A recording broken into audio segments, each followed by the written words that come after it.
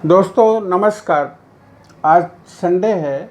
जैसे हर संडे की तरह आज मैं आपके सामने हूँ। आज मैं एक ऐसे विषय पर चर्चा करने वाला हूँ जिसमें आपको काफ़ी इंटरेस्ट होगा, रुचि होगी, जो आप बचपन से जानते होंगे। बचपन से आपको सिखाया गया है कि ये रोग ये बैक्टीरिया से होता है, ये रोग ये वायरस से होता है। किताबों में भी हम लोग पढ़ते आए हैं। लेकिन ये क्या सही है? क्या जीवाणु और बैक्टीरिया रोग को पैदा करते हैं? इसी पर थोड़ी सी चर्चा मैं आप लोगों से करना चाहूँगा। अब पहले तो ये जान लेते हैं कि बैक्टीरिया कितने प्रकार के होते हैं। दोस्तों, बैक्टीरिया दो प्रकार के होते हैं। पहला जो है सैप्रोफाइटिक बैक्टीरिया, जो मृत जैविक पदार्थों पर निर्भर करते हैं, मरे हुए कीट पतंगों पर, मरे हुए जीवित प्राणियों पर ये निर्भर करते हैं। ये सबसे ज़्यादा होते हैं। इनकी संख्या पृथ्वी पर बहुत ज़्यादा होती है। और दूसरी प्रकार का जो होता है वो पैरासाइट होते हैं। वह जीवित जैविक पदार्थों पर, जैसे आदमी हुआ, पशु हुआ, पौधे हुए, उस पर रहते हैं, उससे अपना भोजन लेते हैं और अपना जीवन निर्वाह करते हैं। तो पहले हम जान लेते हैं पहले प्रकार वाले बैक्टीरिया को, जिसे हम सैप्रोफाइटिक कहते हैं। दोस्तों, ये सैप्रोफाइटिक बैक्टीरिया के ही कारण हमारा जीवन इस पृथ्वी पर संभव है। सैप्रोफाइटिक बैक्टीरिया पृथ्वी पर सबसे ज़्यादा पाए जाते हैं। और सैप्रोफाइट बैक्टीरिया के कुछ ग्रुप ऐसे होते हैं, वह एक ऐसी रासायनिक क्रिया करते हैं जो न तो हम कर सकते हैं न वनस्पतियाँ कर सकती हैं। उस रासायनिक क्रिया में वो नाइट्रोजन जो है वो देते हैं। नाइट्रोजन कंपाउंड वो प्रकृति को सप्लाई करते हैं। इसी नाइट्रोजन से हमारा जीवन का निर्वाह होता है। कार्बोहाइड्रेट वनस्पतियाँ और मनुष्यों का, जीव जंतुओं का निर्वाह इसी से होता है दोस्तों। और इसी को जो है, अगर ये न रहें तो हमारा जीवन संभव नहीं होगा, और न तो इस पृथ्वी पर एक पृथ्वी नरक जैसा हो जाएगी।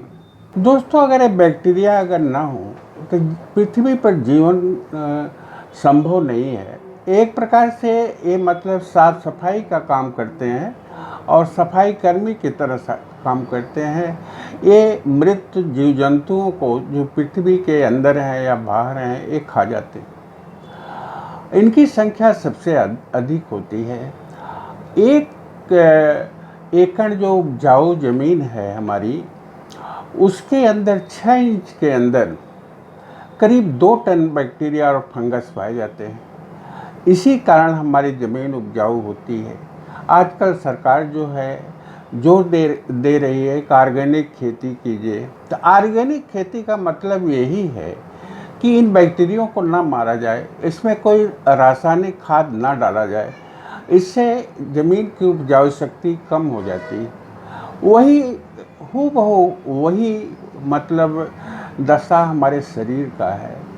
ये बैक्टीरिया जो हैं बहुत उपयोगी हैं। कार्बन डाइऑक्साइड का 90% भाग ये बैक्टीरिया उत्पन्न करते हैं। दोस्तों, केवल 10% भाग प्राणी अपने सांस के द्वारा बाहर निकालते हैं कार्बन डाइऑक्साइड के, जो जीवन के लिए बहुत ही आवश्यक है।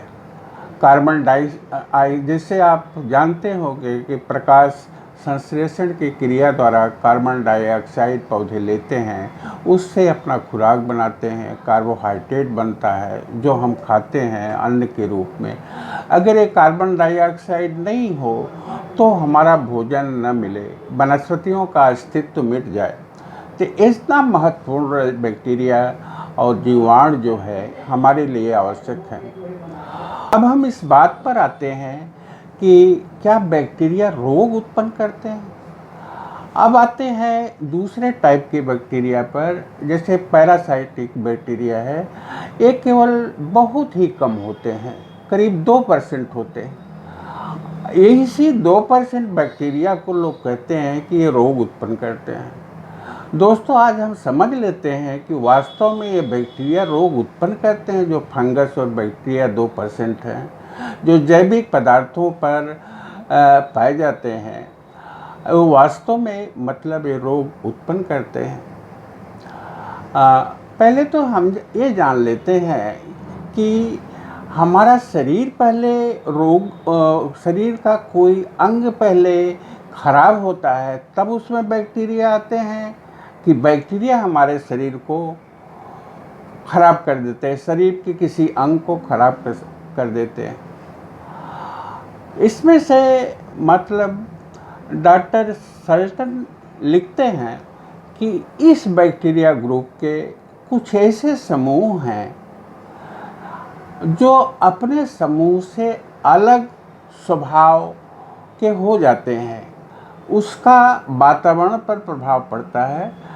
इसको इस तरह आप समझ लो कि मान लीजिए एक सोसाइटी है, अच्छी सोसाइटी है, उसमें से कोई लड़का जो है किसी गंदी सोसाइटी में चला गया तो उसका आचरण और स्वभाव बदल जाएगा। वो गुंडागिरी करेगा, तस्करी करेगा, चोरी करेगा, जबकि वो उसी समूह का है, उस सोसाइटी का समूह का ही लड़का है। हूबहू यह नियम में बैक्टीरिया पर होता है। बैक्टीरिया उस वातावरण में चेंज हो जाते हैं, अपने स्वभाव को चेंज कर देते हैं। और आए कहाँ से हैं? वो रोग न उत्पन्न करने वाली जात से आए हैं। ऐसे बैक्टीरिया जो रोग नहीं उत्पन्न करते हैं, उन्हीं का एक समूह है जो इस वातावरण के परिवर्तन से रोग उत्पन्न करने की शक्ति उनके अंदर आ जाती है, इसलिए वो रोग उत्पन्न करते हैं। ये डॉक्टर सल्टन का मतलब कहना है। डॉक्टर सल्टन ने यही लिखा है। दोस्तों, फिर एक प्रयोग आप करिए और इस प्रयोग से आप समझ जाएंगे, अच्छी तरह समझ जाएंगे। पहले शरीर बीमार होता है तब बैक्टीरिया आते हैं, या बैक्टीरिया शरीर को बीमार करते हैं। आम तो आप सब लोग खाए ही होंगे। आम जब पक जाता है तो गिरता है, नहीं ज़मीन पर गिर जाता है, और अगर उसको आप ना खाएं, एक हफ्ता उसे रखे रहें तो क्या कंडीशन होगी? उसमें कीड़े पड़ जाएंगे कि नहीं पड़ जाएंगे? वही हाल पानी का है। पानी सड़ता है तब उसमें कीड़े पड़ते हैं ना, कि स्वस्थ पानी में कीड़े पड़ जाते हैं। अगर मेरी बात पर आपका विश्वास नहीं है तो आप एक काम करिए, गंदे पानी से कुछ कीड़ों को आप निकाल करके एक स्वस्थ पानी के जार में या गिलास में आप डाल दीजिए। आप देखेंगे कि थोड़ी देर में वो कीड़े मर जाएंगे। हूबहू ये शरीर का हाल होता है। पहले हमारे शरीर का कोई अंग बीमार होता है, उसका वातावरण चेंज होता है, वो दूषित हो जाता है, तब उसमें बैक्टीरिया आते हैं। ऐसा नहीं कि वो बैक्टीरिया उस शरीर अंग को खराब कर रहे हैं। हम चिकित्सा जगत में जब पेनिसिलिन का आविष्कार हुआ था, हमारे बचपन की बात है, उसके पहले से ही, तो ऐसा लगता था कि हर बीमारी का जो है पेनिसिलिन ही दवा है, पेनिसिलिन ही रामबाण है। उसके बाद टेरामाइसिन आया। हमारी उम्र के जो लोग हैं वो जानते होंगे कि टेरामाइसिन का वो पीला जैसा कैप्सूल आता था। डॉक्टर उसको खोलता था, पुड़िया बनाता था, बाद में उसको कई भागों में पुड़िया बना करके बुखार के पेशेंट को दे देता था। पेनिसिलिन आँख में भी डाली जाती थी। हर मर्ज की पेनिसिलिन दवा, जैसे मतलब जादू हो गई पेनिसिलिन। इतने वर्ष बीत गए, अब पेनिसिलिन कहाँ कहाँ यूज होती है, टेरामाइसिन कहाँ कहाँ यूज होता है। आज हायर एंटीबायोटिक्स है। जैसे पहले मतलब तलवार और भाले से लड़ाई होती थी, अब एटम बम आ गया। ऐसे से मतलब एंटीबायोटिक्स बन गए कि बैक्टीरिया को नाश कर रहे हैं। हमारे अपने पेट को आप देख लीजिए, जो हम आहार खाते हैं, हमारे पेट में, आंतों में, स्टमक में हजारों बैक्टीरिया हैं जो हमारे पाचन तंत्र को मदद करते हैं, हमारे पाचन तंत्र को मजबूत करते हैं। वो बेचारे दिन रात काम करते हैं, उनका केवल यही काम, खाते हो क्या है, केवल जो हम खाते हैं उसमें से जो आते हैं और नहीं पचा पाती उसका कुछ अंश खाकर वो जीवित रहते हैं, लेकिन इतना बड़ा काम करते हैं हमारे स्वास्थ्य के लिए। पाचन में मदद करते हैं और जो और पाचन में गड़बड़ियाँ होती हैं उसको ठीक करते हैं।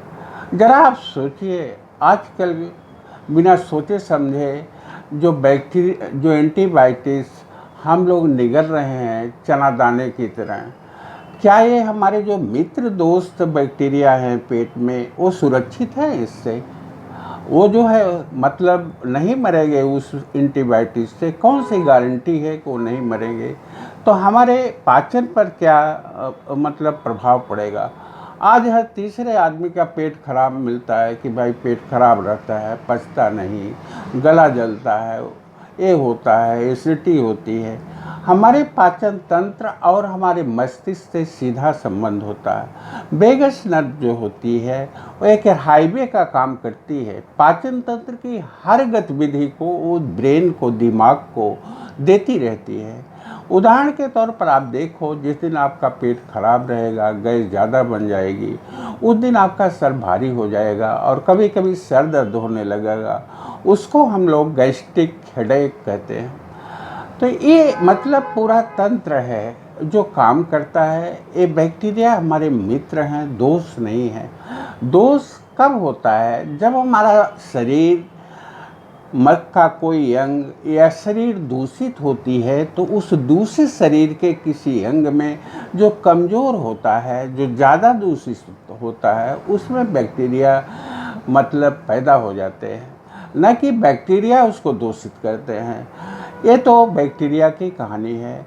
दोस्तों, मेरे कहने का मतलब ये है कि अपना शरीर आप स्वस्थ रखिए, शुद्ध रखिए, तब कोई भी बैक्टीरिया आपको असर नहीं करेगा।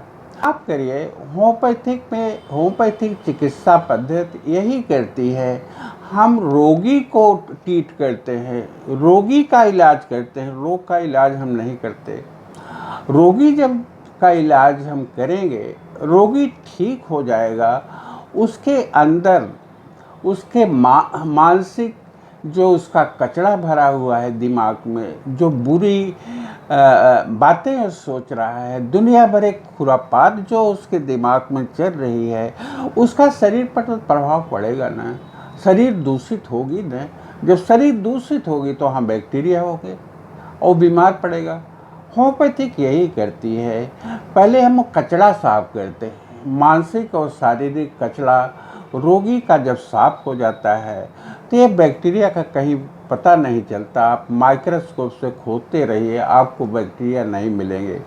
हमारी बात थोड़ी कड़वी आपको लगेगी, लेकिन यह सत्य है।